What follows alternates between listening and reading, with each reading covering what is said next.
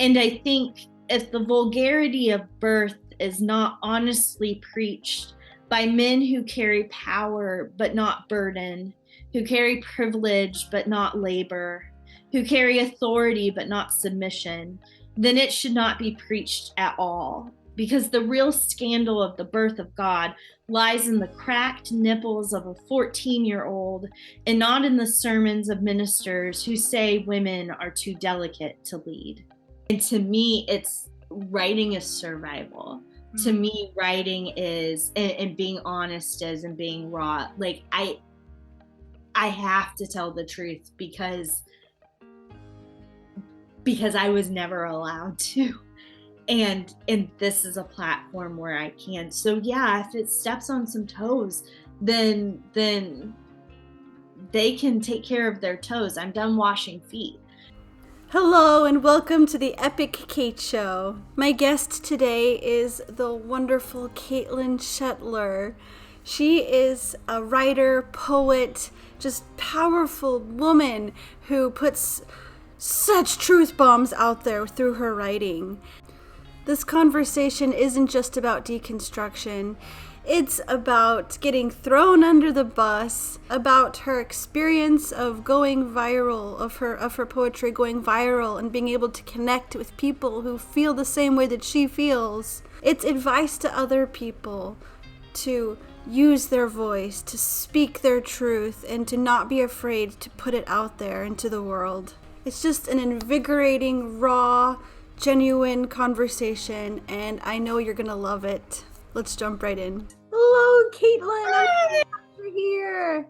Thank you so much for inviting me. I've been looking forward to this conversation for a while. So I'm like all ready to go. That's awesome. I'm like fangirling a little bit because your poems have just been so meaningful for a long time. So awesome. Well, let's jump right into the trauma. Um how all in were you as a Christian before you started the questioning? I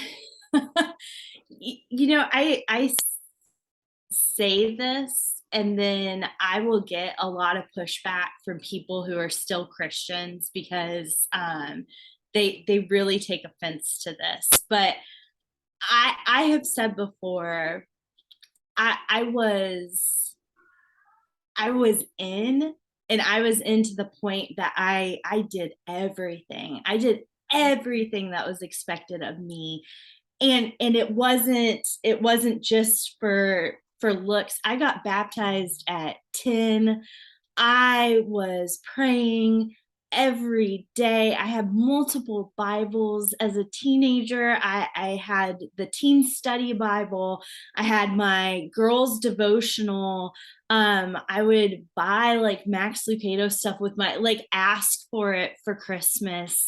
I was there would be days where I would be like really anxious and stressed out as a child because like I thought a bad word and the bad word was like But stupid. Yeah. It was like and I remember like perseverating over that and like and so I've said before in my writing, I've said like I did everything right. I was the perfect Christian. And I don't mean that in a way of I felt like I was perfect.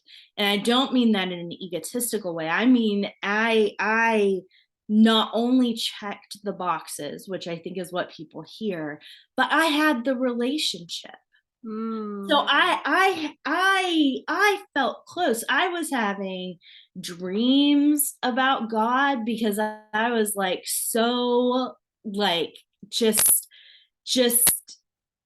so committed. I would have said for the longest time that the most important relationship in my life was Jesus, and that the second most important relationship was the church. And I bought into that through college into young adulthood. I want Saying, to slide in real quick because yeah, like the way that I like see your eyes and the way that I'm like feeling you, I almost feel like a sadness and grief, like this old person that doesn't exist anymore.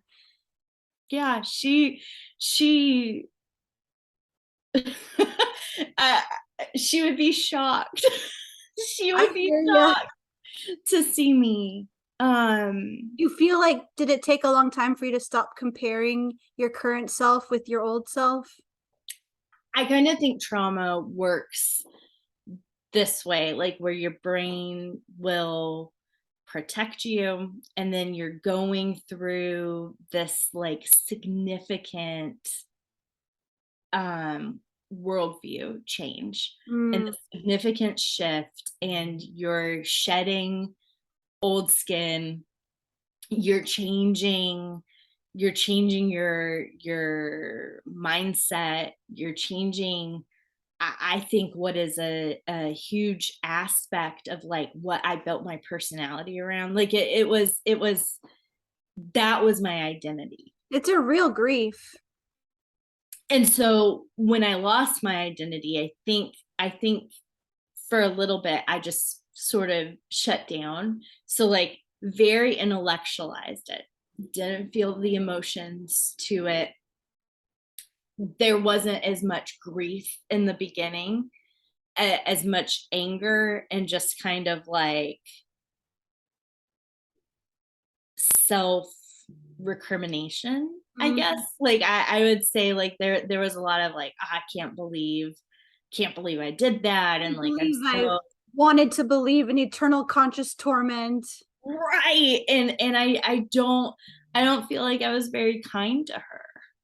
And Mm, it's only probably like this past year and a half that I've been able to sort of tease out the anger and the pain and all of that, and give her a lot of grace mm, for being who she was. yeah. So, and and I miss her because they're because I haven't thought about it like this. I feel like I lost two relationships. I lost my relationship with God, like my relationship with Jesus, and then my relationship with myself. mm, Not to mention my relationship with church, which was a whole other mess in the mm, background. But I lost connection to who I was as a person, and then I lost connection to what I believed was the divine. mm, And those two things grounded me.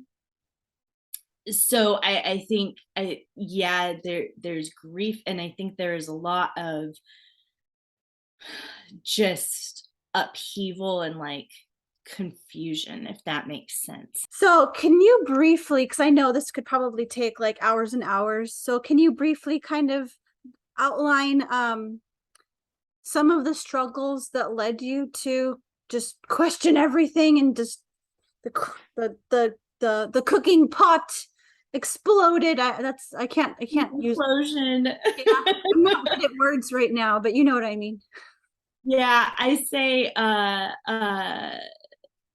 it's very much like I used to describe it as like rubble. Like it's very much my whole everything that I had built my house upon, had completely crumbled. And it seemed fast, but looking back it wasn't. I grew up um I grew up in the Church of Christ, which is it's popular, probably most popular in the South in America, in the United States. The Church of Christ has I would describe it, they wouldn't, but I would describe it as fundamentalist, semi evangelical. They don't claim it. I think they border cultish almost. They're a sect. They're a sect who believes very much in traditional view of the Bible. And my family was very accepting of me and very encouraging, but I grew up very enmeshed in a church system. And I was a people pleaser, and I was somebody who wanted to be good and thrived off of people telling me, I was the perfect child or the perfect girl, like that kind of thing. And the church I grew up in, women weren't allowed to speak or preach or teach or get up and make an announcement. In some cases, not allowed to pass communion. In some cases, not allowed to even go to business meetings. Not allowed to be deacons, not allowed to be elders. They were allowed to like teach in the nursery and like up until a kid got baptized. And then once a kid got baptized, a lot of those churches wouldn't even go past that. Now they are on the spectrum, and so a lot of them will say, well, you can find a church of Christ that is a little more open, but it's not, it's such a closed system. It's a system that believes that, growing up, believes that they are the only people going to heaven. They've got it right. So do you have like Modesty, purity culture. so do you have like a memory of it hitting you like this isn't fair? Like why can't women do things? Yeah. I so many. And I feel like deconstructing brought out a lot that I didn't realize that I Yes. had. Yeah. I know that there were several times growing up in Bible class, going to Sunday school, where I would raise my hand all the time. And I remember a couple of teachers, and they were usually like when the elders would come in, or like when people would come in, and they would say like, oh, give the boys a chance. Oh, you're talking too much. Um, I remember being really, I had a big desire to lead like a Bible class. And I remember this was in high school. And I remember a youth minister saying to me, like, well, maybe we can get you in with the girls. Like it was just very dismissive to me. But it wasn't, I had a situation in high school where I moved around all the time. My dad was in the Air Force, and so we were in a new state, and new churches every couple years. I went to Catholic school a lot of times. I went to Assembly of God. I went to Church of Christ, and so there's the white patriarchal environments of all of these Mm. all of these environments, at school, at church. And it wasn't until I went to college, I wanted to lead a spring break campaign, which was something at my small Christian school where during spring break we would go on like these mini mission trips. Yeah, And all those heathens out there living it up. exactly. um and I wanted to go do that, and I wanted to lead it. And I remember I eventually ended up not, but I remember they had to go to the administration to get approval for me, a 21, 22-year old. I think I was a senior at this time, to lead a spring break campaign when they were letting freshmen and sophomore boys do it. Mm. Um, and they said that they would allow it only if I was a co-leader, and my co-leader was male. So Um, when these things happened and being overlooked and being, did you just swallow it down and just like give it back to Jesus and don't think about it? For a long time. Yeah. I mean, I didn't see, I didn't, I tried to carve space where I could. So like, I remember really wanting to like end up as a youth minister's wife. And I graduated school, um, not married, not in a relationship, and I went to grad school. I remember I was talking to somebody about that, and I'd read a blog about somebody in my tradition who went on to get their MDiv and be a pastor in another church, and it was a woman, and this was the first time I had ever like was like, what, that was open to me. And I felt this like intense sense of grief. I had already gone through grad school, I got my master's in social work, and I was like, that's what I wanted to do.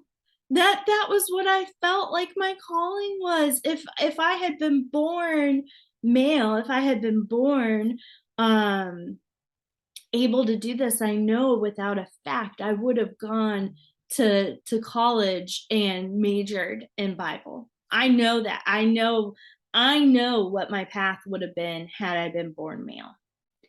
And to see that somebody else did it and not to have known that that was a path. I was 23 and sitting outside of Starbucks, and I just had this intense sense of grief come over me to think that's not available. So I tried, though. I was like trying to write. I was trying to find opportunities to speak. I found more progressive churches, and like I reached out to that group of women, and we started talking, and I had this plan. I was going to go and get my MDiv, and I was gonna I started taking classes. I worked at a Christian college as the director of disability services, and during those 5 years, I was also taking classes, and I was like, "This is what I'm gonna do. I'm gonna get my MDiv, and then I'm gonna go and I'm gonna be a chaplain, and like this is what God has been preparing me for. This is what it's about." And every step of the way was painful. It was like I would take one step forward and three steps back. I would do something and get some positive feedback, and then get like eight people telling me that that wasn't where I needed to be. And and then I had a situation happen with a preacher in our local community who we were doing a video on a woman preaching in his church, a young girl preaching in his church, and it went on YouTube. And I was asked by our Church of Christ, one of the Church of Christ publications, to do this. They had reached out to me for this. I agreed. I went and I did it. They got a lot of very horrible, toxic pushback on it. And this preacher, who I think was protecting his decision to have this happen, and it was his idea to do the video, and I think he was protecting his reputation, went and told the publication, and they printed they printed a retraction, and they printed his interview saying that it was my idea, and he had no idea that it was going to be posted on YouTube. And he thought I was a student, and he thought it was a student project. And so the publication who asked me to do it published that interview. I reached out to them, and this was somebody that I really respected. It was somebody who was, I thought was progressive, who I thought was for women's rights. And I was like, this is a lie. This is my employer read the interview, contacted me. I had a vice president of the institution invited me out to coffee to reprimand me for doing this and losing the university $1 million, said that he thought that I was misguided and I needed to apologize publicly about it. That he talked to this preacher and the preacher told him the story, and he just felt like I got caught up in my feels, you know. Because Um, that's what women do. They're just only led by emotion as opposed to men who are yeah, nothing but neutral and logical. yeah. He said he ended that meeting, and this was it wasn't my first job, but this was the job that I thought that I was going to be in for a really long time. And I was young-ish. I mean, I was 25, Yeah, 26, that's and young. I I was just paralyzed. And I remember he asked me, the vice president, after he talked for an hour about how,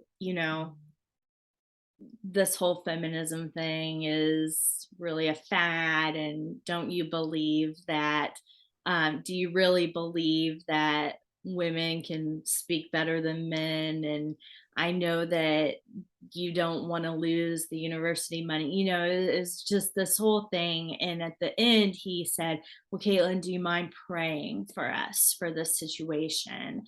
And I remember I was just scared. I was so scared. I was scared I was going to lose my job. I was scared that I was angry. I was angry at this preacher who lied about it. I was angry at this publication that lied about it. And I said, okay. And I prayed. And at the end, he was like, oh, that was the most beautiful prayer I've ever heard. Are you Um, sure it was done by a woman? and that was the final straw for me, of saying I'm done. I'm not gonna keep pushing. I'm not gonna ask to. And yeah, I did sermons in different situations later. I tried a little bit, but that was kind of the catalyst for me saying I can't do this. There was a lot of bitterness that I held about that situation. Um, Did you kind of feel like, well, why isn't God stepping in and making the truth known? Did you feel let down by God? yeah, that I think from the moment that I realized that all I wanted to do was to preach, and that was never presented as an opportunity, I felt let down, because I felt like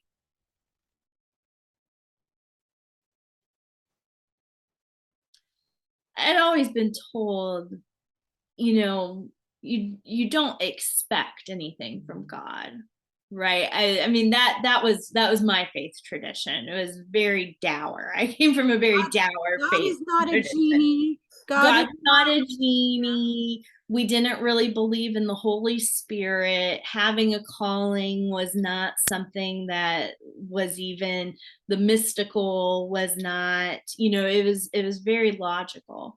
And from a very logical point of view, once I started to break it down, I was like, it doesn't make sense. Now, that was my deconstruction from the church system.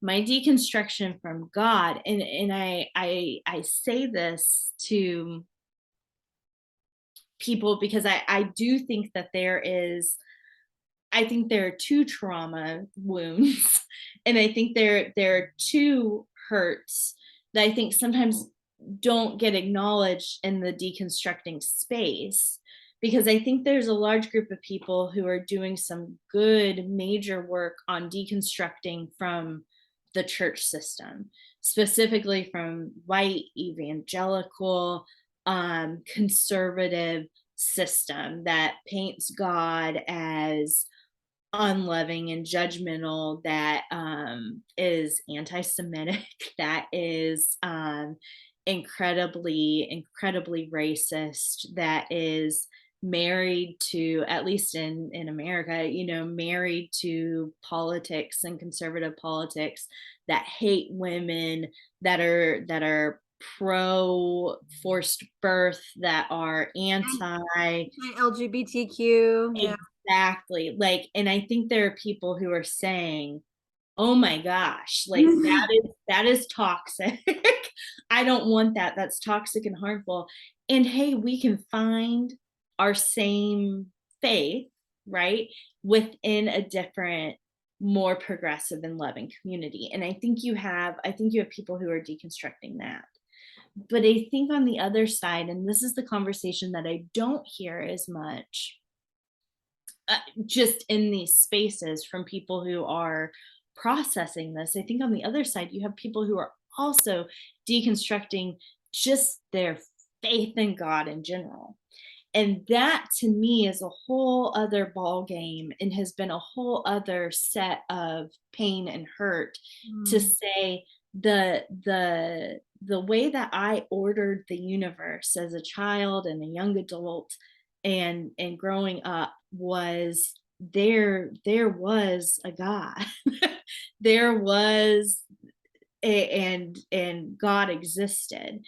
And what I'm grappling with right now is something I have no framework for. What if there's not a God? And in fact, I'm angry at what has been portrayed as the Christian God, definitely, but also, like, I there's just so much that doubt continues to solidify for me, to be at a point where I can say, I think I'm leaning more agnostic. I think I'm leaning to a place where I haven't only lost my faith in the system, and that in itself needs to be criticized, but I've lost my faith in the way that the universe works. That's And that to me, and when I write, I am very, I would say, I mean, I am very truthful in saying this is where I am right now.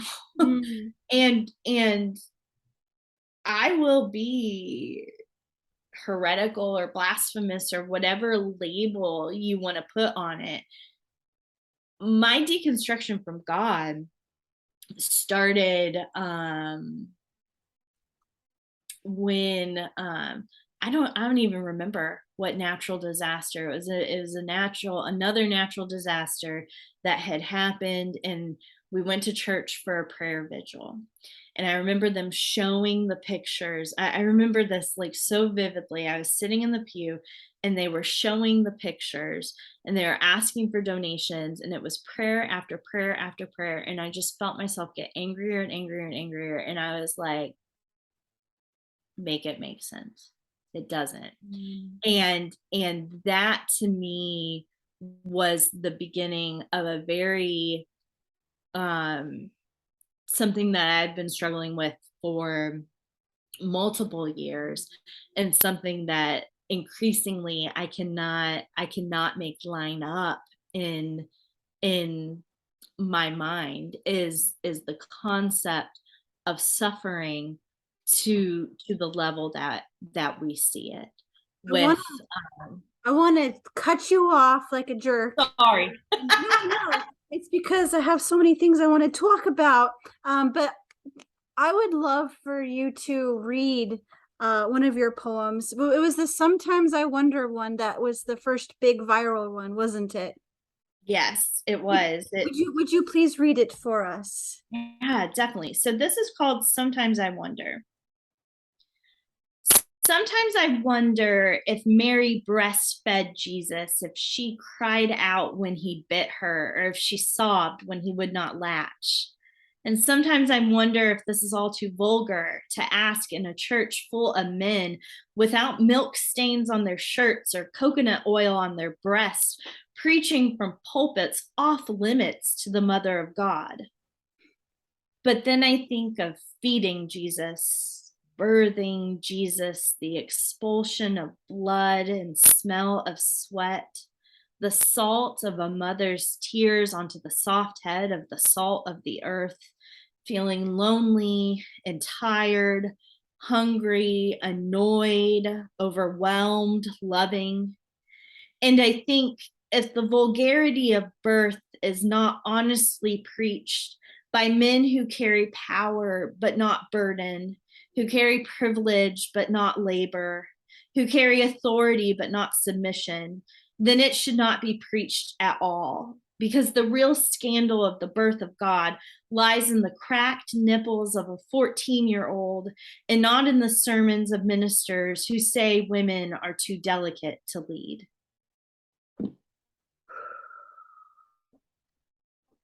I think there's just something so special about hearing it in the voice of the author. Thank you for doing that.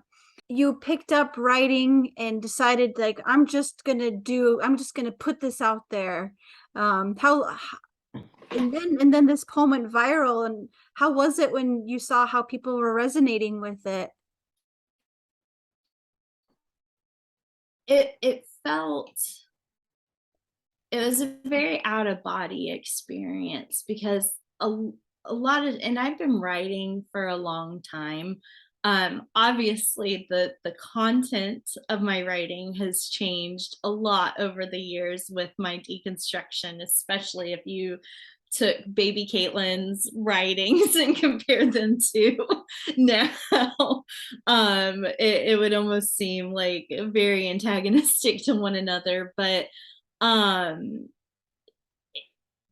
I I had written a few poems before and posted them, and this one was written at 2 a.m. and I couldn't go to sleep, and I was just struggling with so much. um and around this time, um my daughter, I think, was a little over 2 years old at this time. Um, and I felt in the moment if I didn't write it, it would just sit extremely heavy. And so, and I feel that way about a lot of the stuff that I put out. It's just I can't, if I don't say something, I just feel like it pours out of me in anxiety. Mm. And it's the one thing that calms my mind. It's the one thing that I don't even know what I'm feeling until I put it on paper and I'm like, oh yeah, Here. there it is. So um how was that to see the shares and the comments, like to see that, oh, there's a lot of other people that feel this. yeah, I was, I was shocked.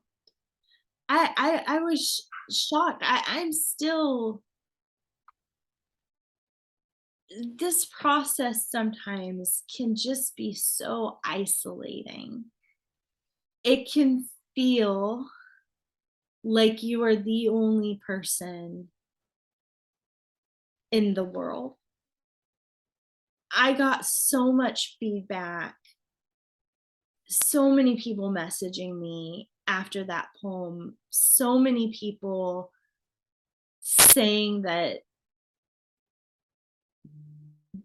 and so many more just really really sincere, really deep, really kind comments that totally like the trolls or the haters, like it wasn't even a thing because of the amount of people who were affirming what my journey is, because it felt so personal, because I write it and it feels so personal, and then to have anybody say like, hey, I'm here too, it was such an eye opener for me, and felt this like extreme relief Mhm. of, that's the community that I've been searching for.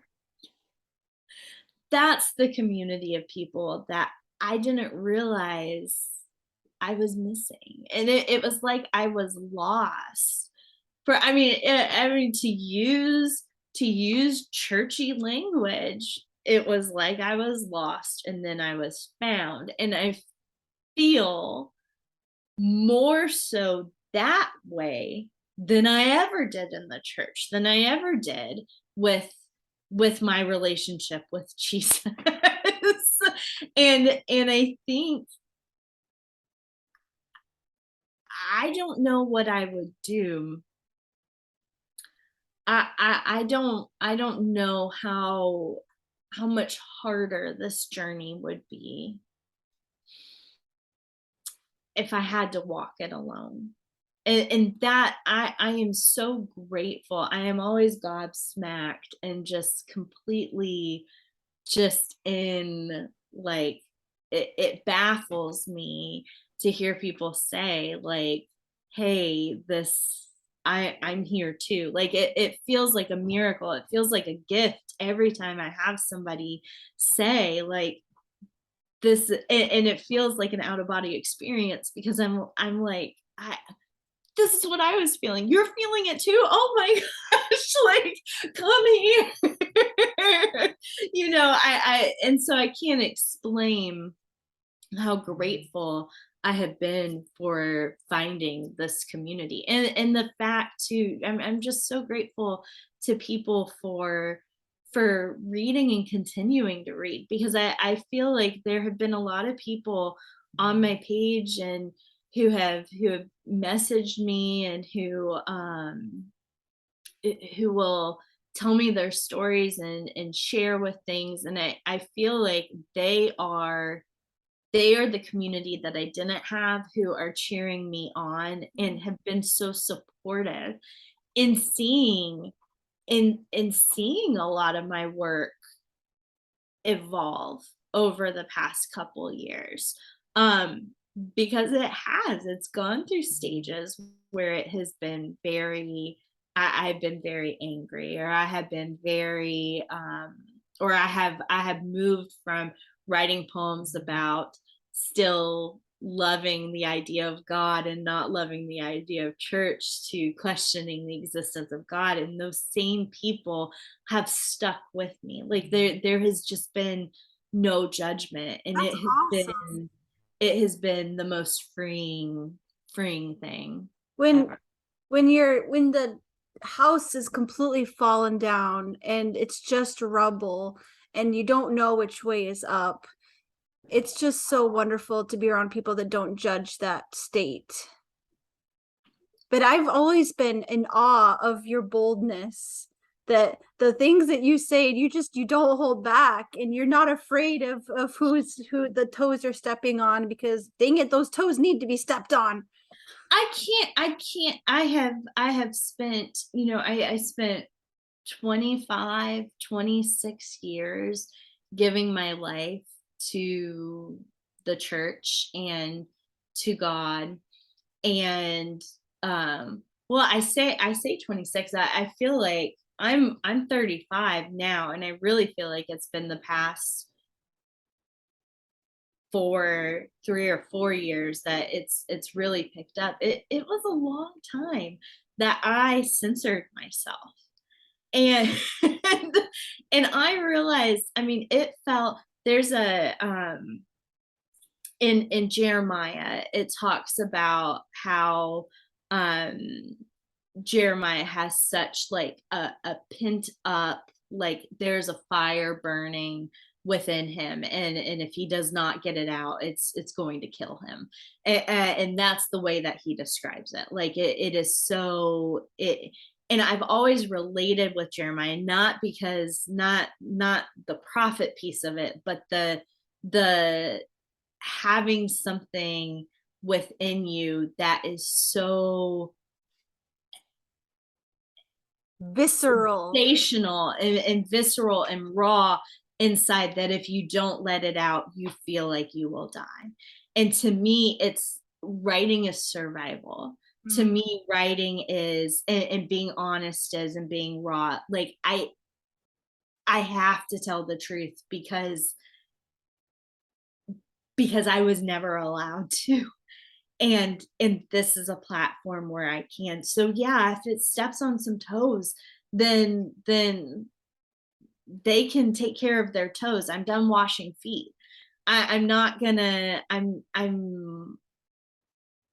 We have bigger stuff, and that's where I feel too. We have bigger stuff in our society, in our world, to worry about than to worry about some discussion about God, and that and who's in and who's out, and who's going to hell and who's not, and the morality police. There is too much happening. There are too many systems that are broken. There are too many people vying for power. There are people in dangerous, toxic situations because of these big time systems and issues. And I don't have time Yeah. anymore. I mean, as you speak, I just get this feeling like you're doing more for God as someone who's not sure if God exists than so many quote unquote followers of God are. You know, in the Bible we read about God, you know, fighting for the weak and the oppressed and the widows and the orphans, and like, you know what I mean? Yeah, I think one of the things that clicked for me is that I just think the most important thing to protect anymore is just humanity. But And so it's like if divinity, I feel more, I understand where I was appalled as a kid at any time that I would hear a quote from any kind of atheist. I was just appalled. And it's like nowadays I find myself relating with that, because to me there is nothing there's nothing more spiritual than meeting somebody's needs. yeah. And I do not understand. I do not understand people who are fine with the toxic mental health pain and hurt and harm that they are doing in the name. And I go back to, I think for so long there was just so much censorship where I was in a system, and it really does come down to systems. And I'm a social worker, so like systems is like huge to me. But like I I was in a system where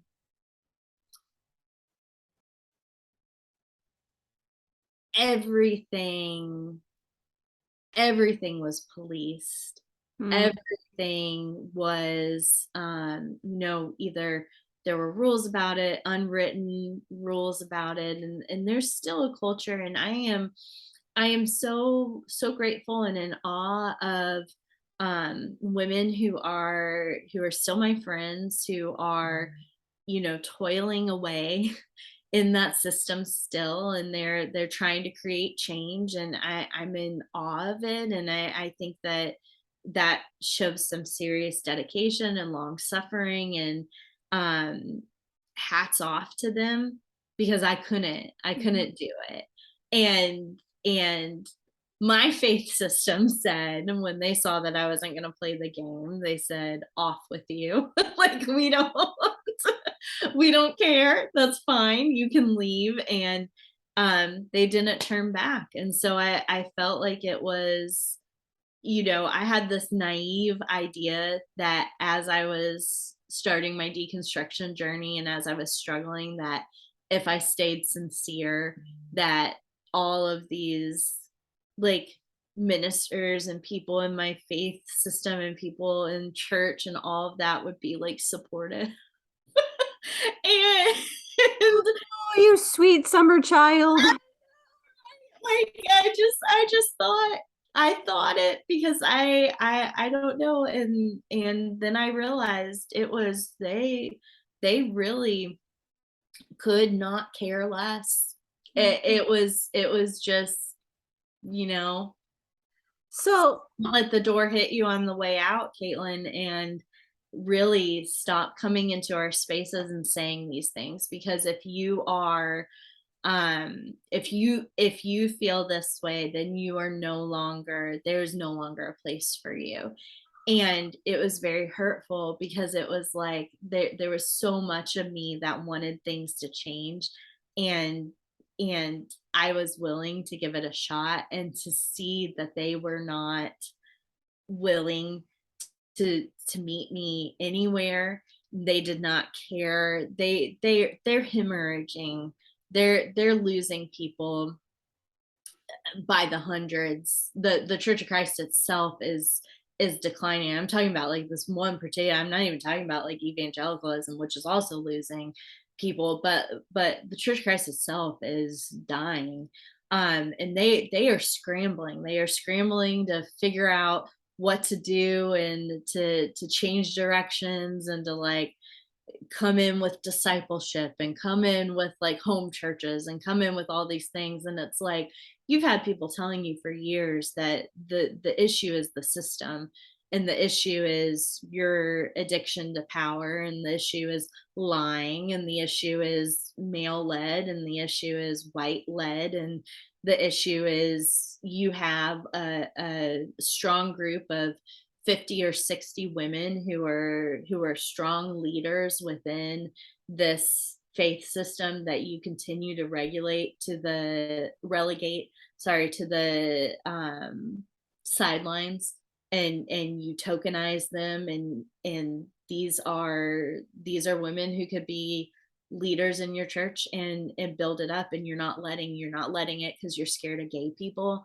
You're not letting it happen because you still are holding on to the idea that um it's a preference whether or not a church wants to exclude women, versus like being loud and saying that this is wrong. You're still caught up in culture war. You're still focused on politics. Like, there's all of these things. And there have been people who continue to point it out. And I guess there was part of me that was hoping that, oh, you would hear it, and you would see that people are reacting to me and agree with me, and you would care enough about your faith to say, hey, let's talk about this more.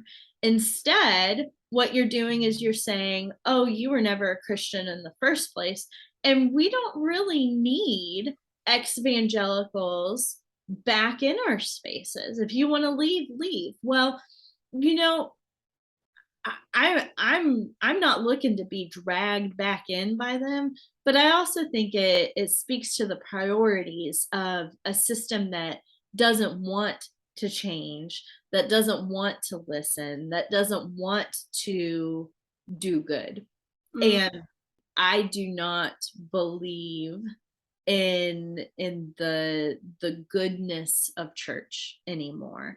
More times than not, I believe that church, no matter how progressive it is saying it is, um I think the system was toxic at the roots. mm. And I just I can't trust it anymore. I hear that. And it's really hard for me to people will say to me, thinking I'm still just deconstructing this and not deconstructing this too. People will say to me, well, go somewhere different. It doesn't have to be a Church of Christ. Go to a Presbyterian, go to Episcopal, go to, and it's like that's not the issue, because I think the issue is a world view Mm. that continues to be reliant on power, heavenly power, the power of hell, the power of men, and I can't participate in it. And it's like we can connect with something beyond ourselves by helping other people, by being out in nature. It doesn't have to be your prescribed way. I just By writing. by writing, by art, Yeah. by it is I just do not understand it. It is so beyond my understanding to see people choose anything over people. Yeah. I just don't get it. I just And don't that get sounds why would you do something that would lead people to high suicide rates? Why bet on it? Because for me, bet on people, because they are humans, are miracles, and their relationships are gifts. And I don't understand why you would sacrifice them on any sort of platform that is not love. I just don't get it. I do not get how love is just not the answer to everything. Not tough love, not love that ends up in denying people's identity. A love that 100% says, because you have dignity and worth as a person, because you are living and breathing, and you have sentience, and you have cells that move, and you have thoughts and ideas, and you have creativity, and you have worth, that you are worth something. I do not get the inherent evil and meanness of people, and I cannot handle anymore that being sugar coated, or whitewashed, or whatever you want to call it, under the guise of this is a supernatural divine force telling us to do this. Mm, yeah. So, what advice do you have for others, those people out there that need to find their voice and let go of any fear and just put what they're feeling out there? I'm gonna be so dorky, because I'm gonna say because I think of the field of dreams, like if you build it, they will come, right? Like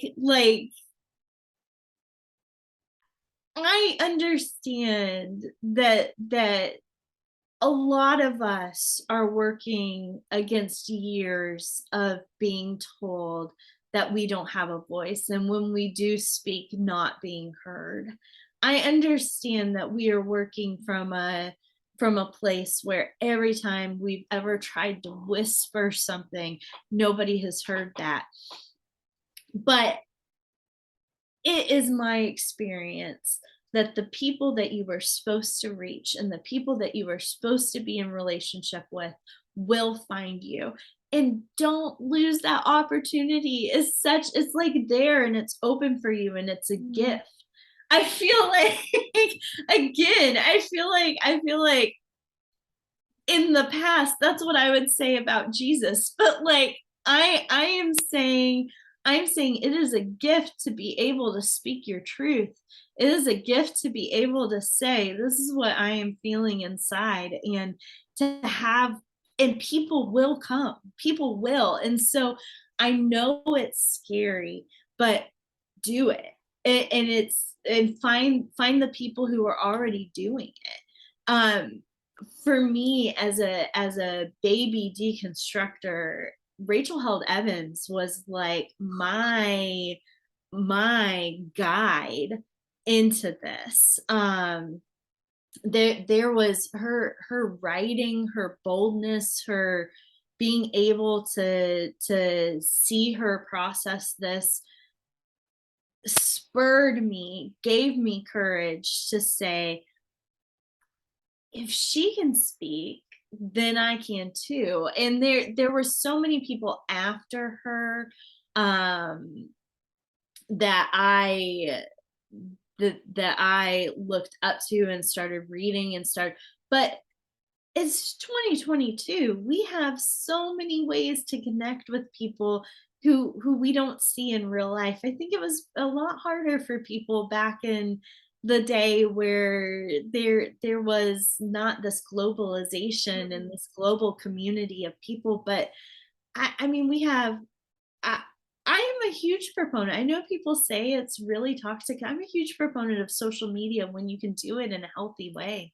Yeah, When you why can do not? it in a, when you can do it in a, when you can set your boundaries and you can make sure that you're in healthy spaces. I'm a big fan because you find people who are like-minded who aren't able to say that, and start saying it in those places, start saying it in the safe places, and then you'll just feel compelled to say it in the not safe spaces. Because it's like, at the end of the day, the only thing you have to lose, I mean, that there are real risk to it, but at the end of the day, you want to be the most true to yourself, I think. And I think that is a spiritual act. And Mm, I think that is a healthy soul, is one that can honestly start speaking. Um, yes. you'll find your friends, you'll find them. If they aren't in your personal community, you'll get them. They'll come, they'll be there. It may be different, and it's going to be hard, and it has been hard for me, and I've lost friendships, and I've had grief, and I still have grief, and I still have very, very hard days, and very hard months, and all of that. But it's worth it. I 100% do not regret it. And I think it's like one of those things where I have, most likely, you know, old friends, former friends, and former people that I went to church with, and family friends and stuff, who are standing on the sidelines thinking she's going to come back, and that's going to be deathbed confession, and she's going to regret everything that she was saying, or she's just lost right now. And I I want to say, I have never felt more confident, more sure, more contented than I am now. How can we be lost when we're being led by love? That is it. To me, that is 100% the key of the universe. And not to be dorky by saying that, but like, the love that they're selling is not real. It's It's so not. conditional. Yeah. It's not real. So Love so with conditions and an expectance to perform is not love. it's not. Yeah.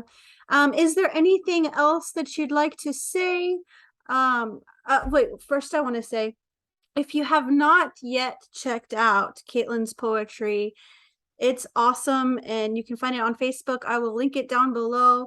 I'll link anything else that you want me to link as well if you've got a blog or whatever. I don't have a blog. I have an Instagram that has my poems. I write a lot of different stuff on Facebook, so sometimes it's kind of hard to find all of them. But my Instagram is very set up, so you can see all the poetry that I've written on Instagram. And I started very dorkily making videos on TikTok, and they are nothing to write home about, but it is a fun community, and so I do very much enjoy it. So if you're on TikTok, go ahead and follow me. And if you're on Instagram, I'd love to see you there. And Facebook is typically where I do a lot of writing, and Twitter I hardly go to, but you can find me on all the platforms. And I will keep writing. I will keep writing until somebody physically keeps me from it somehow. So it will be until my dying day. I will be somewhere writing. So Yeah. And if you're here from Caitlin's community, I have so many awesome conversations on this channel.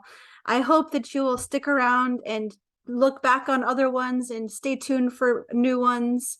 It's been so healing in my journey to talk to people on all different places of deconstruction and decolonization and racism and all these important issues that we want to learn about and grow beyond. So yeah, subscribe. please. It's free. Yeah, and is there any last thing that you'd like to say? I know, I feel like I have just completely like dumped on you. No, you're talking from your heart, and it's awesome. It's so relieving. It is just so it's like it's hard to explain, but I would most definitely recommend that if you haven't tried, for anybody watching, if you haven't tried that kind of truth telling before, it's scary, but do it because it's a rush. I just want to continue to express my love for people and my absolute just gratefulness for this community, and for having people stick with me on this journey. I'm just so grateful. I'm grateful to you, Katie. Thank you so much. Yay! So the way that I end my conversations is I give hugs. Hugs. Big hug. Oh, Did wonderful. you feel it? I did. It was lovely. I am so glad you're still here, sticking around to the very end. Since you're still here, if you haven't already, please subscribe. Please check out other conversations and vlogs. Please leave a comment sharing how this resonated with you. Please share this with someone that you think would resonate with it. And yeah, hugs.